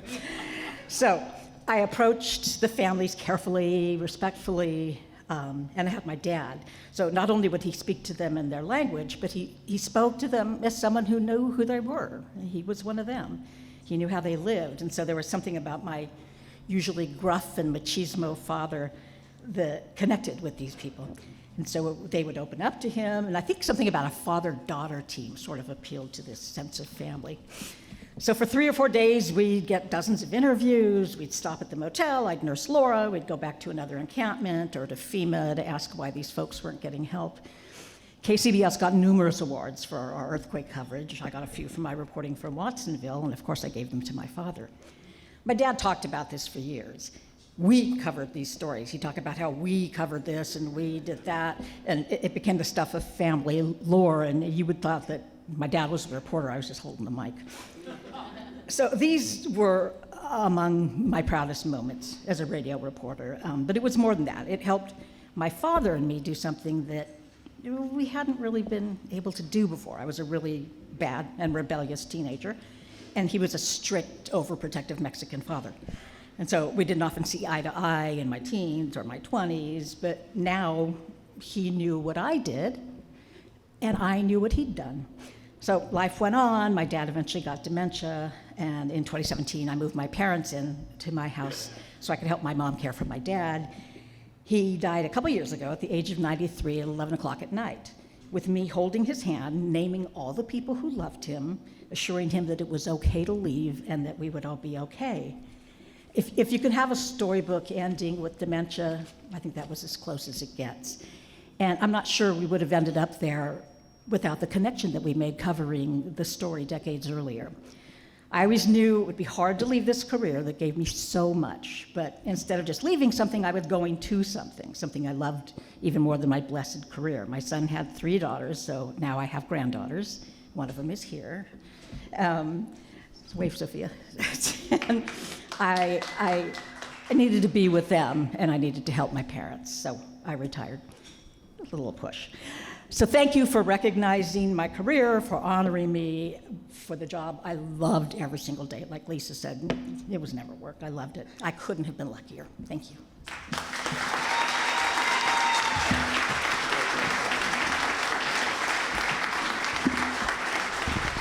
Our next inductee is Ron Hummel.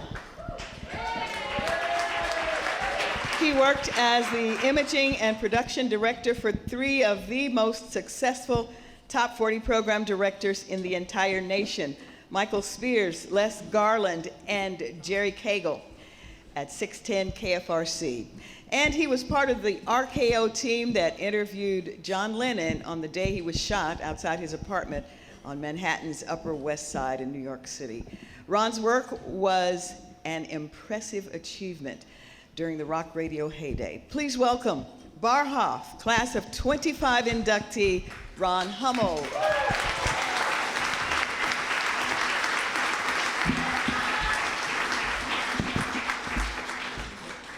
Well, first of all, I'd like to say I'm very honored to be here today to join along an impressive list of talent from all aspects of radio in the Bay Area Radio Hall of Fame. Wow. Like many of you, I loved radio as a kid. Grew up in Bethlehem, Pennsylvania, and knew it was my future even before I grew into my teens. And what a stroke of fate that I happened to attend Clayton Valley High School in Concord. At that time, they happened to have the only licensed FCC radio station in a high school west of the Mississippi. That gave me a great 3-year jump start in developing basic production skills. After high school, I worked a couple of years at the local 500-watt Concord daytime radio station, KWUN. And if those of you who may not remember it, they had 5 towers on top of the hill across from the Concord Pavilion. 500 watts for 5 towers. I think only one tower worked. I mention that because it was there that the really big break came. One of the news guys I worked with, Don DeFisi, eventually scored a job at KFRC. Wow.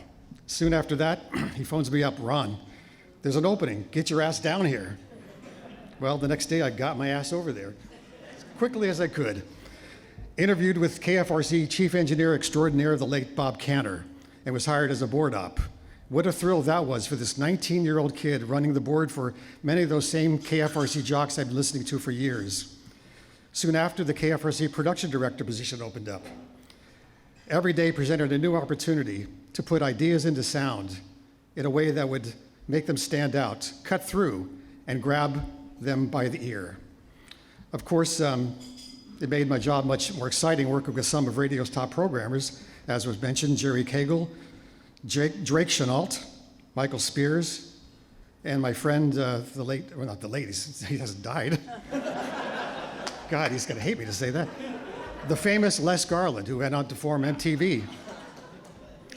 I think I can speak for everyone who was lucky enough to grace the halls of KFRC during the heyday of the 70s, a truly electrifying time to work there. It was an era of music time, music megastars, and blockbuster movies.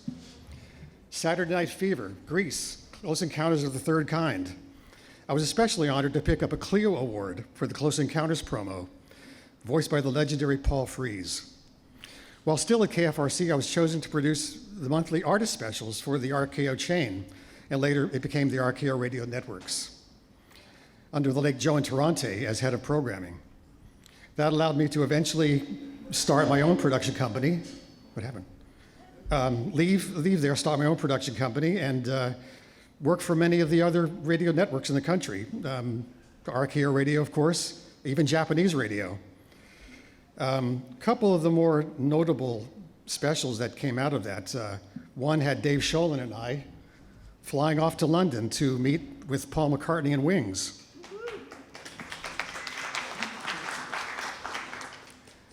That was really a significant part of my career, but the most significant was interviewing John Lennon, the final interview with John Lennon. That interview was also conducted and secured through Dave Sholin, and took place on December 8th, 1980 at Lennon's personal residence, the Dakota in New York City. And one chilling event I can share with you from that day, as we were leaving the building with Lennon close behind, a guy approached us asking for an autograph, which John happily obliged. As we landed, we realized that that guy was the same person that shot John Lennon as he was returning home that evening. The same guy we interacted with just a few hours earlier, the same terrible guy that did that. Still gives me chills thinking about how close we were to it all. This December marks the 45th anniversary of the terrible event. During my career, I got to meet with so many major artists like Don Henley and Glenn Frey, James Brown, Lionel Richie, Smokey Robinson, George Martin, just too many to mention in the time we have. So looking back on my 45-year career in San Francisco radio, which included 20 years with iHeart Clear Channel Radio, hands down my favorite 10 years were at KFRC during their highest ratings. What an honor. And before I can leave here, I don't want to forget to mention the most personal takeaway from my time at KFRC, meeting the continuity director at KFRC. Her name was, and still is, Carolyn. And she's sitting right over there. We were married 45 years ago. Love you, sweetie. So audio production and imaging, that was my dream career, and it got to experience radio at its finest. It went by too fast. Thank you.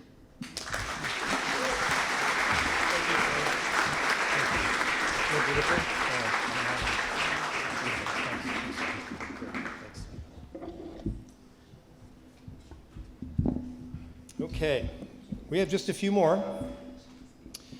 Jonah Dens Hamilton became a household name in the South Bay. She skillfully segued from FM rock to adult contemporary to country and back to AC. And for 50 years, she was a key member of several storied South Bay radio families. Ladies and gentlemen, Barhoff 25 inductee Jonah Dens Hamilton.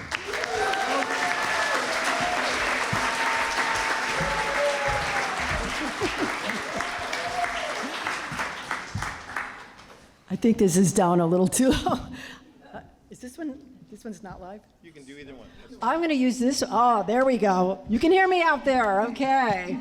Well, hi. Hey, first of all, thank you for making the trip in today, especially if you came from a long way, because I know I have a couple of my patriots from KOME that Gary came in from Portland, drove in, and Kelly from Ventura, and I know it's just a special time, and I just appreciate that you're making that extra effort. So hi, I'm Jonah Dens Hamilton. Wonderful to be here with my South Bay and Bay Area radio sisters and brothers today. It's just so many exceptional friends that I've been honored to be able to make over the years, and it has been over 50 years now. Who goes into this business and says, I'm going to keep doing this for at least 50 years, right? Well, I know there's some of us that say we never want to quit, and that's me. I think a few of my friends too. And so we just keep going and going. And you guys have been part of my success too. Some people to lean on, people to have fun with. And so I'm totally excited to join my coworkers who were honored to become members before me in the Bay Area Radio Hall of Fame. At KOME, it was my genius boss, the fearless leader, programmer Michael Hunter, Captain Mikey, and my dear wild early shock jock pal Dennis Erectus, and a great Lori Roberts as well. They're all sadly passed away. But there's still a couple that are still with us. We've got Dana Jang and Paul Lobster Wells, Peter B. Collins as well. And then there's my K-Bay co-workers who've been honored. Sam Van Zant, Lisa Chrysler, Kim Vestal, I don't want to leave anybody out. Oh, Trish Bell, and today's honoree, the legendary K-Bay Keene owner, the one who started so many wonderful moments in the South Bay, George Snell. So, yeah, I have to mention that I owe a huge part of my career to the Snell family, because they hired me both at Keene and at K-Bay, and that was a long part of my career too. And shout out to Hall of Famer Rosalie Howarth. I don't think Rosalie is here today, but she was on my team in Monterey. And also, today's inductee, Lisa Carr. We were all at Monterey in the same company. So, yeah, I know my mom and dad are smiling from heaven today. And along with my dear husband, Alan, some people that were very, very supportive of my career. And radio brought Alan and me together, actually. Thank you, Matthew Arnett. You might know Matthew. He was with me when I was in Monterey at KLRB, introduced me and Alan in my office. And, you know, Alan, we started dating, and then we waited 3 years to get married because I got a program director offer in Sacramento. And I said, you know, it's radio. How long is it going to last? So, yeah, my plan was always to get back to the Bay Area, and I did. And we got married and had our family. And it has been a long, wonderful 52 years in the biz. Toot, toot. Ups and downs. We've all had our ups and downs, and this story here has both. I've been a midday DJ on K-Bay when I started there, and I did the middays for 5 years. And then, I'm getting upstaged here. Then there was a new program director, and you know what happens when you get a different program director. When I thought everything was kind of pretty okay, and I didn't know this physically, but I started just getting this vibe, a very, very heavy vibe, that I was going to get fired. And there was no reason for me to believe it, but I felt it, and, you know, so the day that it happened, it was like a heaviest weight on me, like something's happening here today. And sure enough, I got called in the office, and he goes, yeah, we're replacing you. But at this point, I had also had the most uncanny, strong, just bizarre feeling that it wasn't my time to go. And so, I mean, just imagine you're telling the guy that's firing you, no, I'm not ready to go yet. And he looked at me, I said, no, really, I feel like it just doesn't feel right. And he goes, well, you want to do weekends? And I'm like, yeah, yes. I want to hang on here. I mean, anywhere else you're going to go is probably going to pick up weekends, right? So I did that for like 3 or 4 years. And then Dana Jane got hired as my boss, and eventually I got middays back again. And from that point where I almost got fired, I stayed at K-Bay another 20 years. So yeah, it was like 26 years altogether. And yeah, it's like, wow, sometimes you get these little clairvoyant vibes, and it worked out for me in that case. And that passion to go for it started long ago. This is when I was at college radio, at KFJC, my buddies here at KFJC today. We had a great staff that was just so revved up, and they kept me revved up for 5 decades now, because just that whole starting point there, and we're still friends. I also want to thank Momentum Broadcasting and Visalia for keeping me rocking on the radio every day. After K-Bay, I just amazingly picked up another job right away. So I'm working remotely, and so I can do stuff from home, and I'm doing classic rock, which I just absolutely love. Got to thank my son Jeff, who is my tech when we all went home to work from when COVID happened. Jeff became my tech, and then he's just been like a permanent helper ever since, and he goes out on all my events and stuff.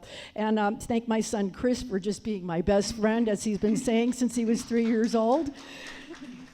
And thank you, California Historical Radio Society, and everyone who voted for me and thought enough of me to vote, because it does mean so much to me.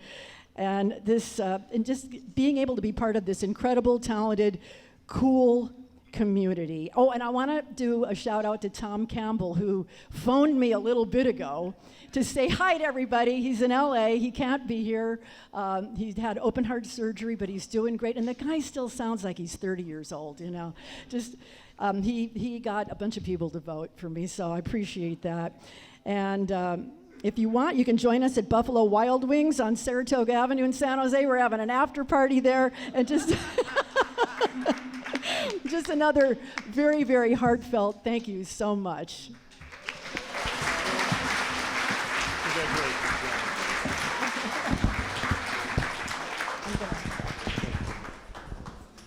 Our next inductee is, thank you, Jonah, is Clark Reed. He came to the Bay Area from Kansas late in the 1980s and worked for a dozen years at 3 of San Francisco's biggest stations, including Oldies KSFO, KYA-FM, Big 98, and K101. In the year 2000, he took the helm at big band and standards powerhouse KABL, inheriting an all-star lineup. It is his vision as a manager that has earned Clark entry into Bar Hoff this year. So please welcome Bar Hoff, class of 25 inductee, Clark Reed.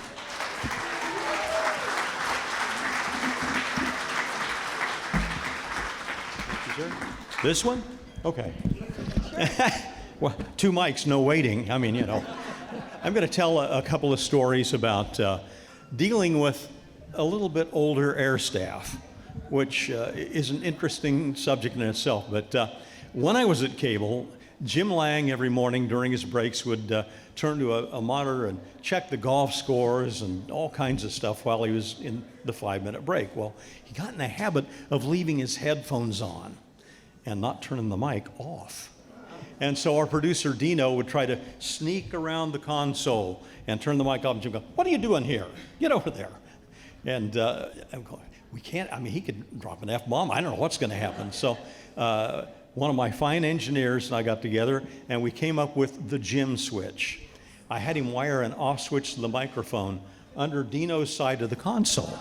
And so Jim would be, you know, watching the game, and Dino would just sneak over here and bam, turn it off. So we avoided an F-bomb. However, that didn't avoid all of the profanity. I'll tell you about that in a minute. In the meantime, Carter B. Smith in the afternoon, kind of a similar thing. Carter would come in like most jocks, you know, an hour before his shift, get his big cup of coffee, go in, get ready, do his show.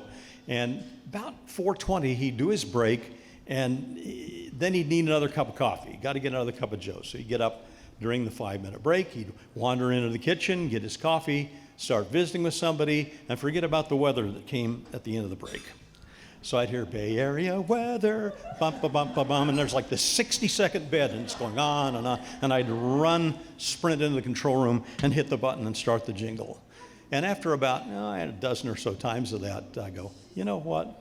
It's the Bay Area. Weather doesn't change that much. I just deleted the weather in the 4 o'clock hour, made it go away. Problem solved. So that was cool. Then I got moved to Talk 910 doing conservative talk. And I had what I consider the most challenging person to manage in my entire career, this conservative talk show host whose name will not be mentioned, who did afternoons for us and was really high maintenance. He came in 3 times. We built him 2 different studios. In one of them, we built the floor up so he could see the choo-choo trains out the window and put in soundproof glass. I mean, he spent like $10,000 on this. And he didn't like the chair. And he came in, "Clock, I hate this chair." And so okay, we get a nice leather chair, beautiful leather chair, put it in there. No, too cheap, didn't like it. So we get him a really nice red leather chair. And he put it in there, and he comes in and says, "I can't stand that. It's a very sensitive nose. I can't work under these conditions." Oh my God. So I gave that to the general manager. You know, it's a great chair. I mean, you know. So we buy this gray leather chair that cost a fortune. It was just ridiculous. And put it in there. And that chair was okay. Wasn't too leathery, you know, just it was just fine. But he didn't want anyone to, he's a germaphobe, and he wouldn't let anyone touch it. So after every show, I had to put the chair in my office and lock it in the office so that no one would touch it. Well, on our liberal station, Al Franken, who was on in the mornings, was coming in to do a show in Market. And this old fella got word of this. And as he's leaving my office, and right next to the GM's office, he's walking down the hall and he yells, "And don't let Franken sit in my chair." It was a piece of work, unbelievable. I do want to thank everybody in Barhoff and the Historical Radio Society and all of you who voted. Thank you so much. Thank my daughter Diana and son-in-law Vince who are here. My other daughter and son couldn't be here today, but thank you all so very much for this. I appreciate it. Thank you, sir. Appreciate it. Thank you, my friend.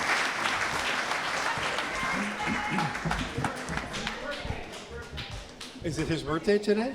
Oh, happy birthday, Clark. I won't ask you how many fingers old you are, but hey, we've got our final inductee today, and that is Jean Marie Asaturo. After 2 decades teaching, Jean Marie reconnected with community-supported radio, and in 2022, she returned to education, drawing on her decades of experience to teach radio broadcasting at El Cerrito High School. In 2023, she featured student-created and curated content that reflected the diverse interests of the community. Ladies and gentlemen, Barhoff 2025 inductee Jean Marie Asaturo.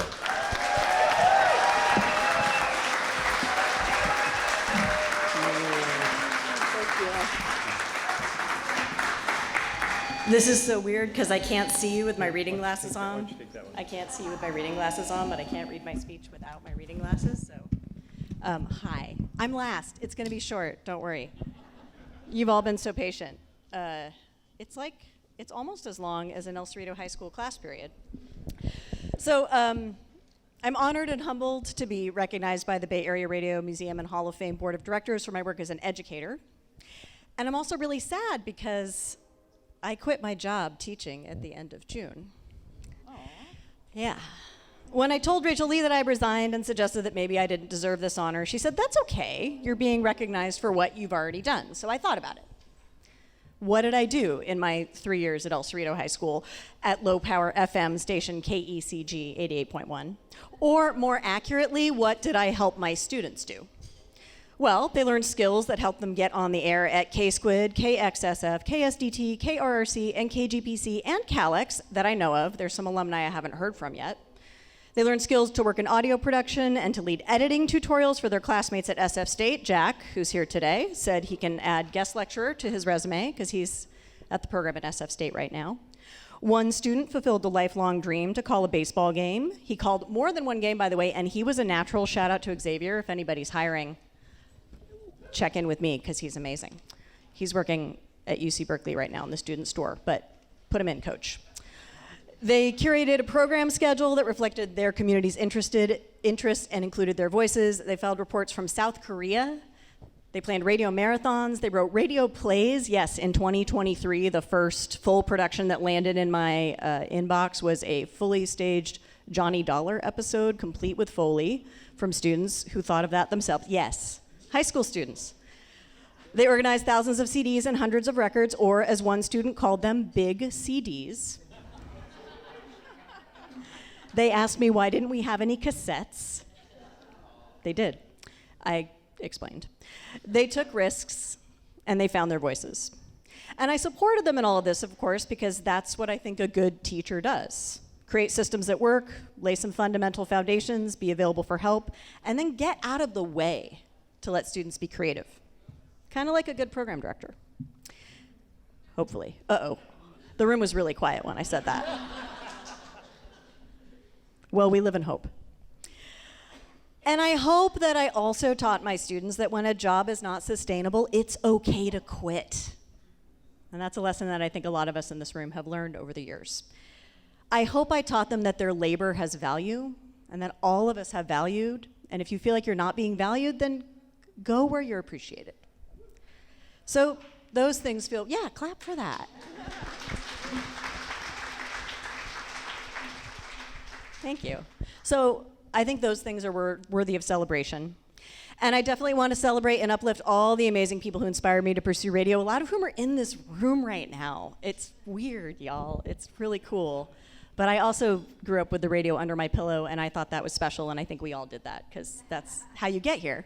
And guess what? Kids are still doing that. They're still growing up with podcasts in their ears at night, and they, it's radio. It's just recorded. So, there is hope for the future. There is a lot of interest in radio for the future. So don't give up. I'm extremely fortunate that I get to continue to learn and grow in my job at KQED thanks to all of my colleagues, some of whom are here today. You rule. Thank you. And last but not least, I need to recognize my amazing former teaching colleagues at El Cerrito High School. We've got an English teacher, a theater teacher, a photo teacher. We had a dance teacher. You're all here, along with some of their partners and supporters. And Ariel, who's our CTE coordinator, all of whom are continuing to advocate to bring KECG back on the air. It's been off the air since February. And of course, I have to thank my amazing husband, Simon, who both said, yes, you should definitely take a 50% pay cut to work in public education. And then 3 years later said, yes, you should definitely quit your teaching job. These are really challenging times to be a teacher, more than ever before, even here in California. So in closing, I'd like to say, please support your local educators, whether it's in the classroom or on the picket line. And thank you again for this incredible honor.